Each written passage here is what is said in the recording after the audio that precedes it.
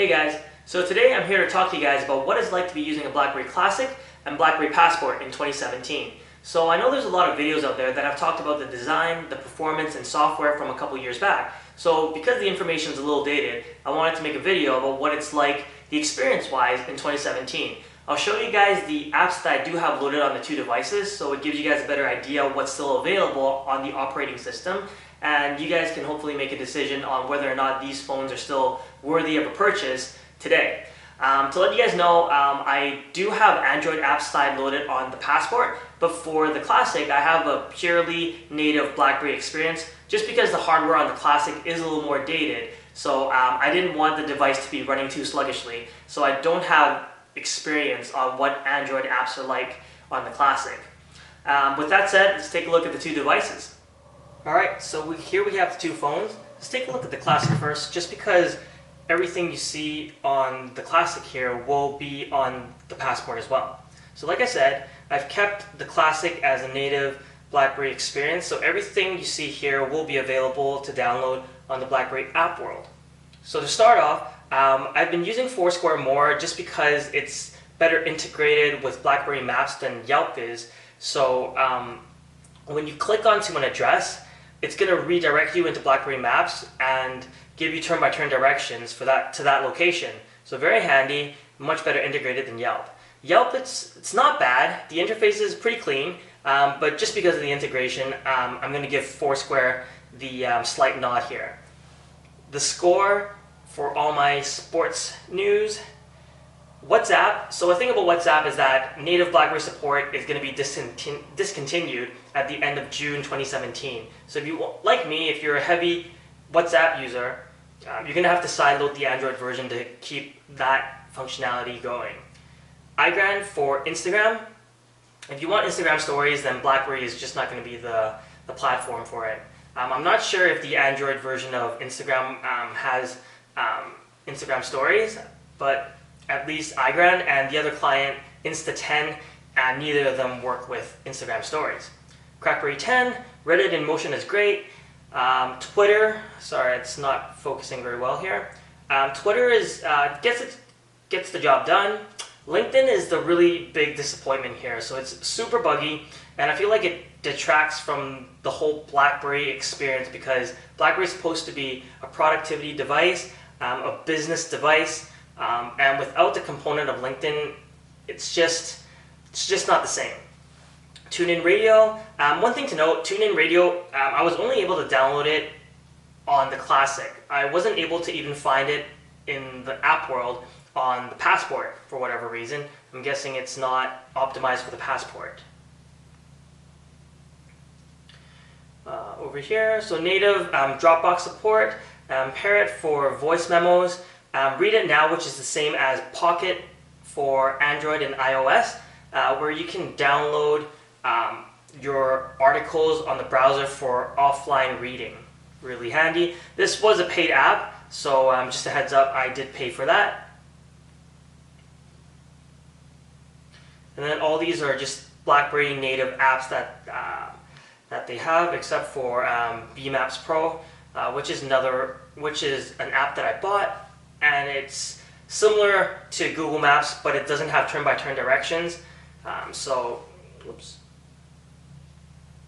But it gives me another database for maps. Focus here again. ETA transit directions. Search for Yelp. So this is the Yelp app. GasBuddy is great. Flip, fantastic.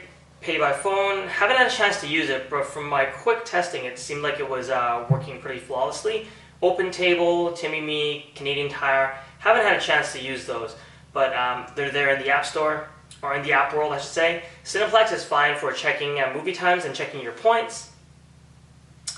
Forgot to mention, I do live in Canada, so just to keep in mind, all these apps are available for Canadians.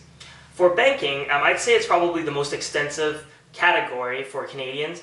I think pretty much all the financial services are included, or have apps, I should say, in the app world. Scotiabank, Tangerine, Bank of Montreal, CIBC, TD, RBC.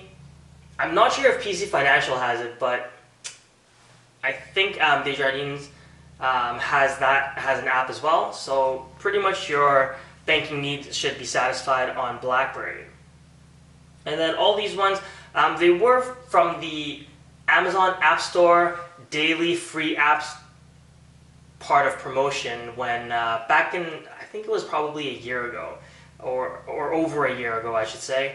So earlier when the Classic and the Passport launched, there was the collaboration between BlackBerry and Amazon where Amazon's App Store was preloaded onto the phones, and these were just apps that I downloaded at the time when I had my BlackBerry Z30 back in the day. So that's pretty much it for the Classic. Let's take a look at the Passport.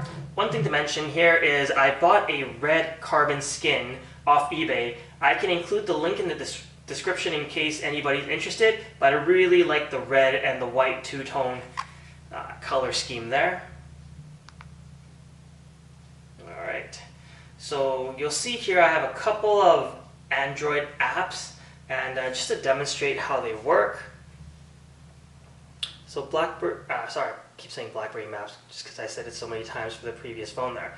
Google Maps, this is an older version Android APK that I side loaded. As you can see, okay, that has more to do with my data, my Wi-Fi at home being slow than the actual phone not loading the data, because it's actually quite snappy for a non-BlackBerry app. So for a non-BlackBerry app, so Google Maps is actually works pretty well on the Passport. BuzzFeed News works well. I prefer BuzzFeed News over Flipboard just because it's more streamlined. I believe, yes, I can scroll with the keyboard as well, and it's not even a native BlackBerry app. Fantastic. Oh, what else do I have here? Tap Talk, Yelp, Facebook Messenger. These are Android apps that I've loaded onto the Passport. Facebook Messenger is an app that I use a lot, and you'll be happy to know that there is hub integration. The slight annoyance though is that when you want to clear the notification, you're going to have to click into the notification, launch the app, and then click into the thread, and then that's when the notification will be dismissed. So it's a slight annoyance, but nothing too big. Let's see here. I'll just click on all these. Anything else that's BlackBerry?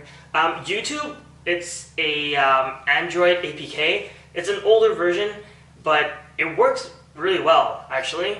So let's see if okay. So let me launch this. Of course, you're going to get the thick black bars on the top and bottom, but it's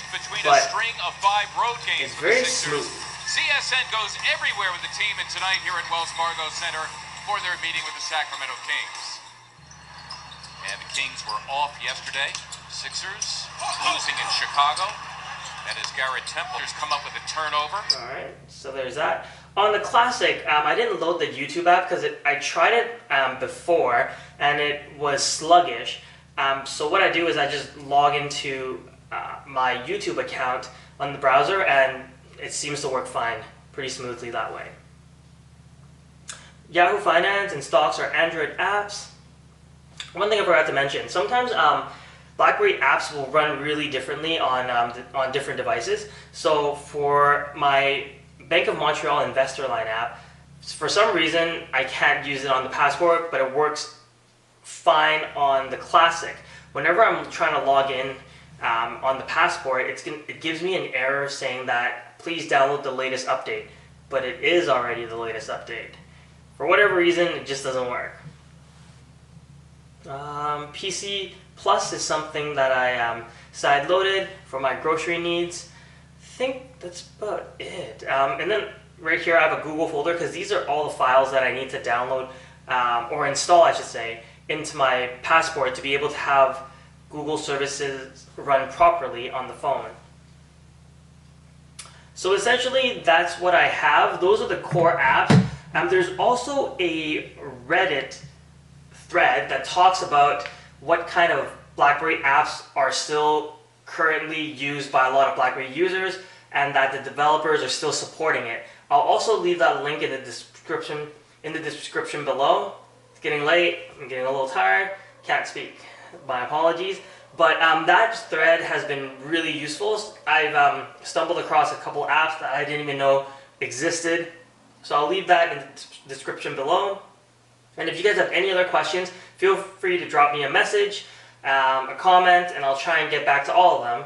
And hopefully this was an informative video for all of you.